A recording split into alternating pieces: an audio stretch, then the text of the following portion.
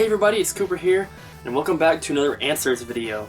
And this is the second one in the series, and if you have any questions you'd like to ask me to possibly see in a future answer video, check the top of the description. There's a link to my question video. Post all your questions in the comment section of that video. So our first question comes from MrWolf99, and they ask, what's your worst experience dealing with people from Craigslist? So, I have one story in particular that I'd like to talk about, and this is a pretty old story by now. I don't know if I've ever told it on a video, but this happened a long time ago, like 4 years ago. And basically, I have wanted ads that I post on Craigslist every now and then, looking for video games. And the way that they're set up now is much different, but there was a point, and I've changed them around tons of times to try and make them better. But there was one point where I put a list of particular games I was looking for, and I put prices that I would pay. And the prices that I put were based on about 50% of eBay prices at the time. But as you guys know, things can fluctuate, and things can fluctuate up or down. And there was one case where a game fluctuated down. And when I mention what the game is and what the price I put was, compared to what it goes for now, it is a fraction of that. The game has risen, over $100 in value. But it was a Nintendo NES wanted ad, and I had the game Zombie Nation listed, and I had my price that I'd pay as $40. And at the time, that was, it wasn't as much as it was worth, but it was a little bit more than half when I made the ad. And in the ad, at the top of it, there was multiple ads. There was like one for each system basically, but at the top of the ad, it basically said that the prices that I have listed are just guidelines, and condition plays a role in the price, and there's other factors. Prices can fluctuate, and I had something to the effect of that written into the top of it. And basically, this guy contacted me. He had Zombie Nation plus a few other games. I think he had like a couple Mario games, Contra, Metroid, stuff like that. Other games that were on the list, basically. But Zombie Nation was definitely the standout title in there. And at the time, it wasn't the multiple $100 game that it is now, but it was going for like $60 or so. And for some reason, they saw the prices in my ad, and they thought that immediately I would pay those prices. Like, nothing else mattered basically. I guess they didn't care to read the top where it says condition, can fluctuate the price and stuff like that. So they told me everything they had, and I basically I made them my offer, and they got really upset. And this was all through texting at the time, but he got really upset, and he said, expletives aside, he basically said, in your ad you said you'd pay this much, and I don't remember what the total was or what the other games were or whatever, but I was basically offering to pay what my ad said for everything except Zombie Nation, which, when I was adding it up, I had dropped to 30 instead of 40. Because, I was trying to pay about 50% of what it was going for, and that's just what it was at the time that he contacted me with the games, and I looked them up. And I tried to explain that, the prices are just a guideline. It says at the top of the ad that condition can change, can affect the price, and there's different factors that go into stuff like that. And he was just incredibly angry, like very unreasonably mad. And it got to the point where he was like, and I had done a deal with this guy at one time before, and he knew where I lived, and this was like a 6'5" African-American guy from Portland, and I believe I was 17 at the time, and this guy's probably like 28, 30, something around there. And not to be stereotypical or, not racist or anything, but he definitely could have beat me up. He was not, you know, he was not a reasonable person, I guess you could say. And he was scary, just to be honest. And it got to the point where he was so angry that he basically threatened to beat me up, I guess you could say. Those weren't his words, but that's basically what he said. And it was at that point that I said, you know, I'm 17, I'm a minor, and, you know, I don't remember the exact wording, but I remember telling him that I was 17 and that I was a minor, and something to the effect of, you know, I'm gonna call the cops or something. It just got to that point because I didn't really feel safe, because he knew where I lived and everything, and he was threatening me, and it was just ridiculous. And then, you know, immediately after that, I took all the prices out of my ad, and you know, even though I thought that I had put a safeguard in there saying at the top of the ad that prices can fluctuate, these are just general ideas, you know, based on condition and current market value and all that kind of stuff. But I guess some people just, obviously people don't read. Anyone who sells on eBay knows that. So yeah, that's my worst Craigslist experience. Our next question comes from Ace Plays, and they ask, what are some of your favorite songs / bands and why, not just nostalgia based? I don't think that any of my favorite bands are based in nostalgia. I used to listen to a lot of stuff like, let me think. I'm trying to think of when I really got into music. Because there was a point, I think it was like 6th grade is when I actually started listening to music and having like an appreciation for it. You know, growing up in like elementary school, all the kids listened to the Backstreet Boys and Britney Spears, and, you know, I guess you could say that I was in that same group of kids, but I never owned any CDs, I never had a cassette player or anything, you know, so it wasn't like I was really into music that much until about 6th or 7th grade. And that's when I started getting into bands like Korn and Metallica and Mudvayne and Led Zeppelin and Pantera, and pretty much anything that was like classic rock, like Led Zeppelin, Scorpions, Great White, stuff like that. And then through like the heavy metal, like Megadeth, Metallica, Pantera, and then up into the new metal stuff like Linkin Park and Korn and Mudvayne. And I'd say that's when I started getting into music.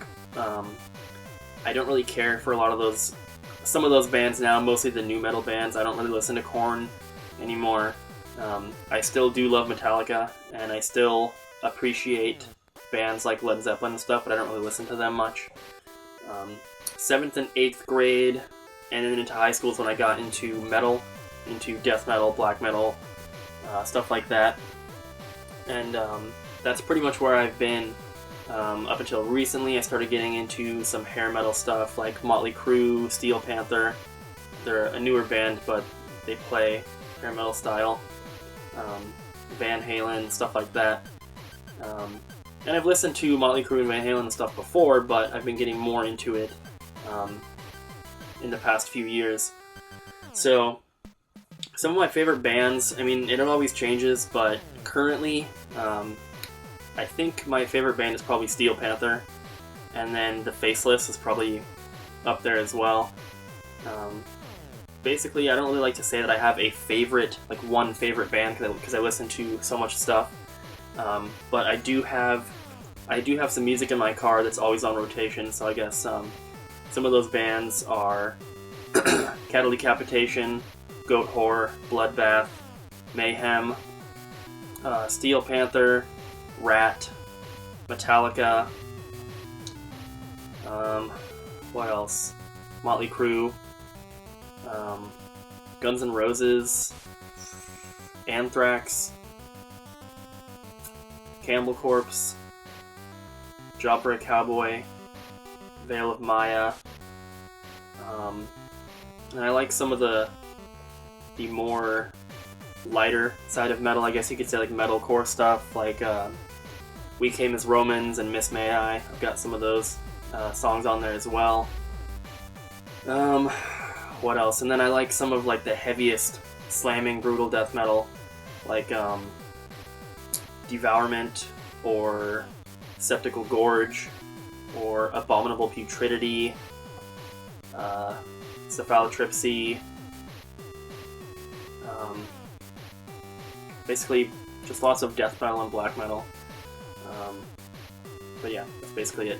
Our next question comes from Nintendo Fanboy, and he asks, I'm going for a complete GameCube set at about 60%.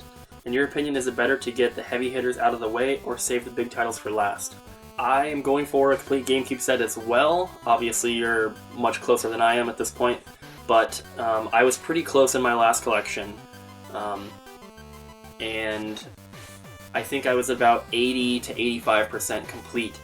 And I got a lot of the heavy hitters out of the way towards the middle when I was at about 50 to 60%, which is, I guess, where you're at now. And in my opinion, I would suggest knocking them out now.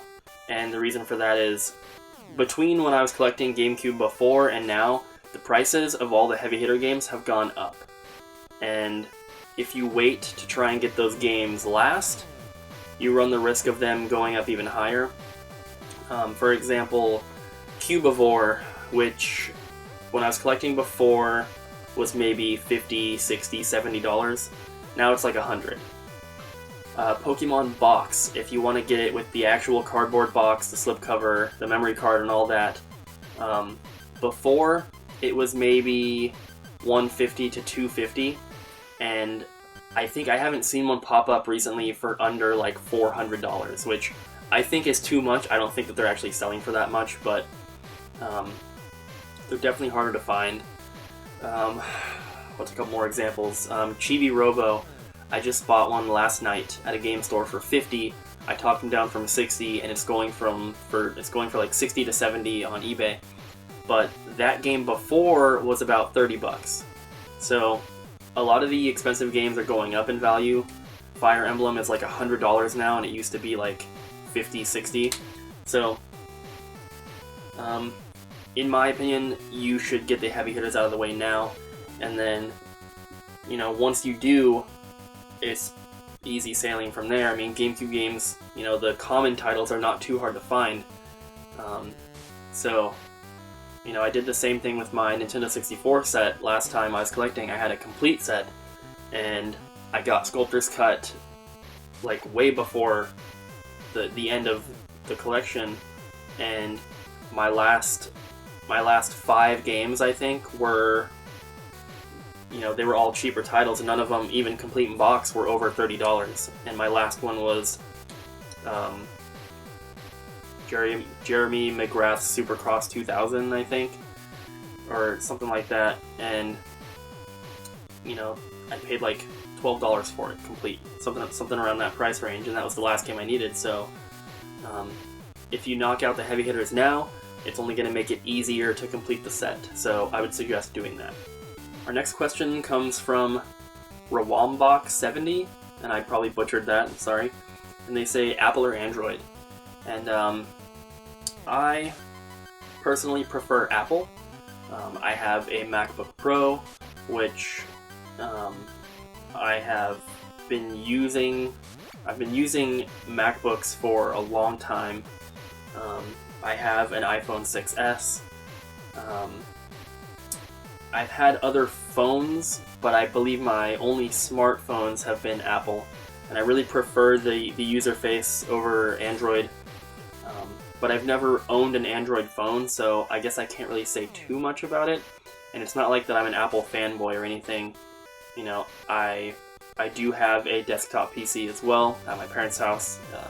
I haven't moved it to my new house here yet, but I'm not an Apple fanboy, like I said. Apple products are a bit pricey, probably more than they should be, but they are nice machines and they make good phones as well. Our next question comes from Captain Kraken, and they say, hey SicCooper, what is your favorite genre of movies, and what movies do you consider to be top of that genre?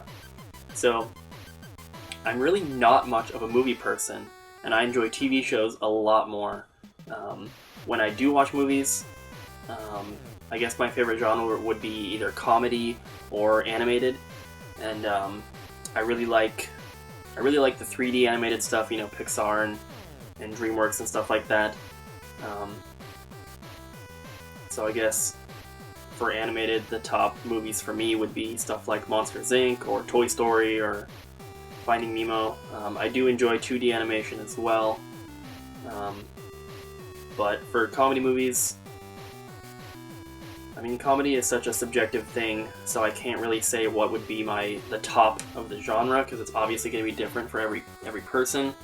But some of my favorite comedy movies are Step Brothers, White Chicks, I think is really funny, which I know a lot of people think is just an incredibly stupid movie, but I think it's pretty good. But there are some big comedy movies that people really seem to like, but I don't like, and that would be stuff like Borat or Pineapple Express, any of Sacha Baron Cohen's, or however you say his name, any of his things, you know, Bruno, I didn't really think was that great. Hot Fuzz, I didn't think was that great, but I love Shaun of the Dead. So yeah, but mostly it's TV shows for me, and I really love a good series. I'm currently watching The Walking Dead, which I love. Sherlock is amazing, and I really liked Prison Break, and Lost was pretty good, but the ending sucked. What else? Scandal is alright. The Following is pretty good. Breakout Kings was pretty good till it got canceled. They left a huge cliffhanger at the end of that one. Breaking Bad was awesome. But yeah, it's mostly TV shows for me. I'm not too big of a movie person, so I hope that answered your question. The next question comes from Wee107. They ask, why would you recommend your major in college? And for those of you who don't know, I went to Full Sail University and I have a bachelor's degree in game art, which I'm not really using, so it was kind of a waste of my time. Waste of money, not of time. But I would only recommend it. I would only recommend getting into the game industry or the film industry or music industry at all if you are extremely passionate about it. Because I thought that I was, and then I had my first job at Apple, and it was good, but it wasn't great. So I can't really say that I'd recommend going into video games, into game art or program or anything, unless you're super passionate about it, because that's the only way that you're going to succeed, and that's the only way you're going to get any enjoyment out of it. You know, it would be cool to see my name in the credits of a video game, but working 12-hour days, you know, 6 days a week for 2 years on a game is not very appealing to me. And basically, why the reason I say you have to be super passionate about it is because you can't just go to school and do your work, or go to work and do your work. If you ever want to progress or anything in the game industry, you have to be doing stuff, you have to be working in your free time. Basically, if you want to be a game artist, that has to be 99% of your life. And I'm not just talking about the 12-hour days, which is fairly common in the game industry, but, you know, you have to be working on solo projects all the time. You have to be constantly putting out work and updating your portfolio and your resume, and that's, unless you're best friends with someone who already works at a game company, that's the only way you're going to get recognized or noticed. That's the only way you're going to get a job, is if you're super passionate about it and it's basically your entire life. And unfortunately, I just do not have that sort of passion for it, and I love creating art, I love being an artist, and I love video games and stuff, but the aspect of creating that much and having it be basically my entire existence is just not appealing to me. And you know, if you're the type of person who who can't even stand working 8 hours a day at a job you hate, you're not going to be able to do 12 hours a day at a job like that. It's better than manual labor, obviously, but it's still work. And unless you get to the point where you don't see it as work, I don't think it's going to be for you. And our last question comes from 222277. And they ask, it seems like you collect and gather almost anything game-related. Does it ever feel a bit excessive or overburdening? Feels like a lot of your room is just filled with random game-branded stuff when the main focus should be the games. No? Sorry, not trolling or trying to be a jerk, really just wondering your thoughts. And I don't think that question is trolling or being mean in any sense of the word. I think it's a very valid question to ask. And I do have a lot of display items, figures, toys, plushes, promotional items, complete in box and factory sealed accessories and things like that. And I would say that what I have is fairly small for the amount of games I have. I'm over 1,000 games already, and I don't have any light up signs, I don't have any kiosks, which I did before, but now in my current collection I don't. So honestly, I think the amount of stuff I have in my collection that is not actual games is pretty average for the size of my collection currently. I do agree that the main focus of a game collection should be the games, but I guess I don't know how to explain it. For me, a game collection and a game room would be pretty boring if it was just games. Having statues and figures and promotional items and posters and the amiibos and complete in box systems and controllers and display pieces and stuff, that's what makes the collection look a lot better, in my opinion. And not only that, but it's really fun to collect that stuff. And yeah, obviously there would be no video game collecting without the actual games, and that is the main focus of it, but it's really fun to get those cool items, that you can put on display, hang on the wall. Like right here, you can't really see it's out of the shot, but I have a Super Mario Brothers 25th anniversary gym bag, and that was only $10 with free shipping off of eBay. And honestly, most of the stuff I have, I get in person. I find 99% of my figures and plushes at thrift stores. The only plushes I have that I have bought at retail were like the Star Fox and the Animal Crossing ones that I have with the big original box and everything like that. Most of the plushes come from Goodwills, and I don't think I've paid more than $3 or $4 for a plush, and those would be the big ones. Most of the ones I find are 99 cents.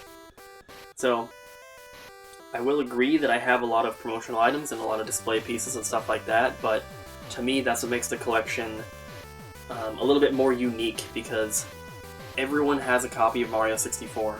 Everyone has a copy of Link to the Past, but not everyone has this Mario bag. So having a lot of display items and different pieces like that really makes your collection more unique, and I really enjoy finding and collecting that type of stuff. So to me, it's just part of game collecting.